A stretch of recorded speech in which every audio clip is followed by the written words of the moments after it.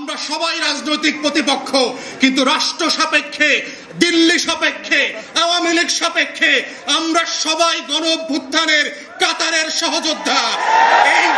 এই লড়াইতে বিএনপিও লড়াই করেছে, এই লড়াইতে এনসিপিও লড়াই করেছে, এবি পার্টিও করেছে, জামাত শিবিরও করেছে, চরমোনাইও করেছে।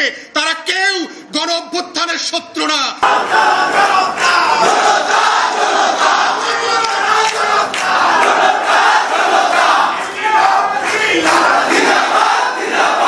24-এর গণ অভ্যুত্থান যারা ঘটিয়েছে, এইটার জন্য তারা যেভাবে ক্রেডিটের দাবিদার, ঠিক একইভাবে হচ্ছে 24 পরবর্তী বাংলাদেশ গঠনে সেই যুবকরা তার লড়াইটা আসলে কিভাবে করবে।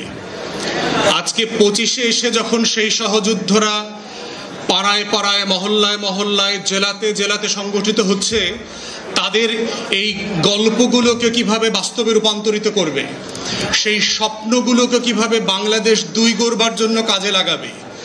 দায় ও দরদের যে নতুন রাজনীতির কথা আমরা বারবার বলছি, আমরা যখন বলেছি 71-এর লড়াইতে সাম্য, মানবিক মর্যাদা এবং সামাজিক সুবিচারের ভিত্তিতে নতুন বাংলাদেশ গড়বার যে লড়াই ছিল, যেই লড়াইয়ের মধ্য দিয়ে শহীদ প্রেসিডেন্ট জিয়াউর রহমান ঘোষণা করেছেন আই রিভোল্ট, এই বিদ্রোহটা হচ্ছে আমার আজাদির শত শত বছরের লড়াইয়ের গল্প। এবং সেই বাস্তবতাতেই হচ্ছে আজকে আমাদেরকে দেখতে হবে যে সেই রাষ্ট্র গঠনটা কিভাবে হবে। এই রাষ্ট্র গঠনের প্রক্রিয়াতে আজকে আমি প্রথম যে কথা, সেটা হচ্ছে রাষ্ট্র তৈরি হয় শত্রু সাপেক্ষে। রাষ্ট্র তৈরি হয় আমার বেড়াকে কিভাবে নিরাপদ রাখা যায় সেই সাপেক্ষে। রাষ্ট্র তৈরি হয় স্বাধীনতা, সার্বভৌমত্ব, জাতীয় স্বার্থ, মুক্তির লড়াই, আত্মমর্যাদা সাপেক্ষে। অতএব সেই জায়গাতে আজকের তরুণদেরকে, যুবকদেরকে বুঝতে হবে যে এই বাংলাদেশ রাষ্ট্রের অস্তিত্বের প্রশ্ন যখন আসছে, আমার স্বাধীনতার লড়াইয়ের, আমার আজাদির লড়াইয়ে শত শত বছর ধরে কারা কারা এখানে শত্রু আকারে হাজির হয়েছিল, কারা এই মাটিতে নবাবী আমলে সেই স্বাধীন সুলতানকে পরাজিত করবার জন্য ব্রিটিশ বেনিয়াদের সাথে হাত মিলিয়েছে, কারা এই সময়কার ঘসিটি বেগম, কারা এই সময়কার মির্জাফর, কারা এই সময়ে লেন্দুক দর্জির মতো করে আমার আজাদি দিনে দিনে, রাতে রাতে বিক্রি করে দিচ্ছে, কারা চেতনার নামে নামে আজাদি বিক্রি করে দিচ্ছে, কারা জগৎ শেঠ, উমিচাঁদ, রায়দুল্লভ, কৃষ্ণপদ রায় চৌধুরীর মতো সীমান্ত বিক্রি করে দিচ্ছে, আমার দেশ বিক্রি করে দিচ্ছে, আমার স্বার্থ বিক্রি করে দিচ্ছে। তারা রাজনৈতিক দলের মধ্য থেকে আছে, তারা আমলাতন্ত্রের মধ্যে আছে, তারা সশস্ত্র বাহিনীর মধ্যে আছে, তারা আমার প্রত্যেকটা রাষ্ট্রের পরতে পরতে এই লেন্দুক দর্জি আর মির্জাফরদেরকে চেনা হচ্ছে আর গত বছরের গণ অভ্যুত্থানকে বাঁচিয়ে রাখার প্রধানতম শর্ত। অতএব বাংলাদেশের এই সহযোদ্ধা তরুণ এবং যুবকদেরকে বুঝতে হবে, এই রাষ্ট্রটাকে যদি পুনর্গঠন করতে হয়, তরুণদের, যুবকদের স্বপ্ন বাস্তবায়নের রাষ্ট্র করতে হয়, সেই ঘাপটি মারা লেন্দুক দর্জি আর মির্জাফরদেরকে এক্সপোজ করা হচ্ছে আজকের যুব সম্মেলনের প্রধানতম ইস্তেহার হওয়া উচিত বলে আমি মনে করি।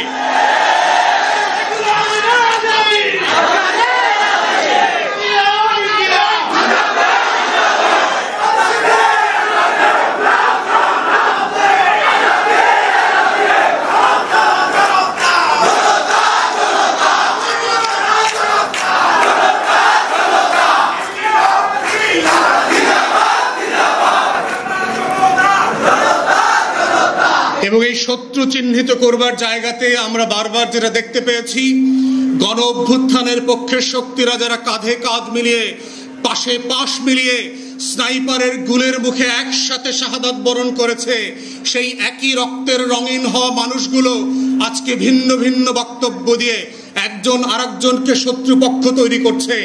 এইটা যদি আমরা বন্ধ না করি, গণ অভ্যুত্থানের পক্ষের শক্তিগুলোর ভিতরে যেভাবে ফাটল ধরানোর চেষ্টা করা হচ্ছে, গণ অভ্যুত্থানের পক্ষের শক্তিগুলোকে একজনকে আরেকজনের পক্ষের বিপক্ষের খলনায়ক বানানোর চেষ্টা করা হচ্ছে, নতুন করে বয়ান তৈরি করবার চেষ্টা করা হচ্ছে, দিল্লির গোলামরাই তৈরি করছে ও আসলে দিল্লির গোলাম। তাই আমাদেরকে সাবধান হতে হবে। বন্ধু বেশে কারা কারা আজকে দিল্লির গোলাম বানানোর জন্য, আমার আজাদির লড়াইকে, আমার গণ অভ্যুত্থানকে ব্যর্থ করে দেওয়ার জন্য দিনরাত চেষ্টা করছে।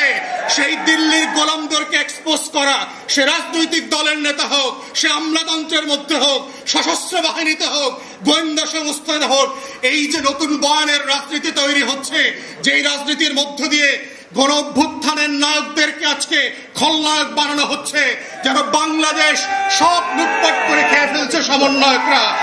এই যে নতুন বয়ান, এই সত্য তৈরির বয়ান হচ্ছে বাংলাদেশকে আবার আজাদি বিক্রি করে দিয়ে দিল্লির হাতে তুলে দেওয়ার বয়ান।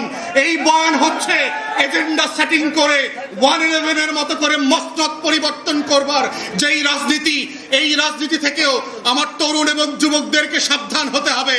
আমাদের কথায়, আমাদের আচরণে, আমাদের কর্মকাণ্ডের মধ্যে গণ অভ্যুত্থানের পক্ষের শক্তিদের মধ্যে কোনোভাবে যেন ফাটল তৈরি না হয়।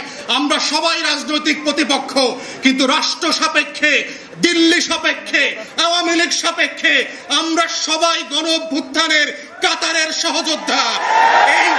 এই লড়াইতে বিএনপিও লড়াই করেছে, এই লড়াইতে এনসিপিও লড়াই করেছে, এবি পার্টিও করেছে, জামাত শিবিরও করেছে, চরমোনাইও করেছে।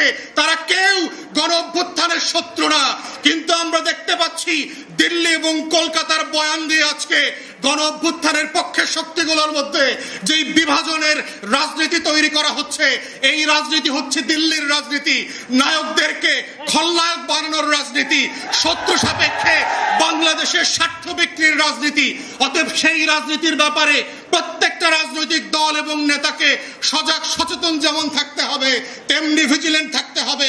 এই গণ অভ্যুত্থানের আপনারা যারা সম্মুখ সারির সহযোদ্ধা ছিলেন, পাশে পাশে বসে, প্রান্তে প্রান্তে বসে যারা লড়াই করেছেন, আবু সাইদ মুগ্ধের মতো যারা এখনো আবাবিলের মতো বুক চেতিয়ে বসে আছেন, লাল সবুজের পতাকার দিকে চুপটি মেরে যে তাকাবে শকুনের মতো, ওই শকুন চুপটি মেরে চোখ সহ তুলে দেওয়া হবে।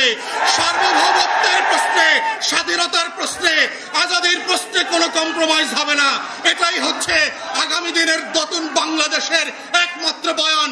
এবং সেই বয়ানের নেতৃত্বে এনসিপি থেকে শুরু করে জাতীয় যুব শক্তির নেতৃত্ব দেবে। আমরা সে একসাথে কাঁধে কাঁধ মিলিয়ে বাংলাদেশ দুই গড়বার রাজনীতি করব, রাষ্ট্র বিনির্মাণ করব, জাতি বিনির্মাণ করব, সে আশাবাদ ব্যক্ত করে আমার বক্তব্য এখানেই শেষ করছি। সবাইকে অসংখ্য ধন্যবাদ। আসসালামু আলাইকুম।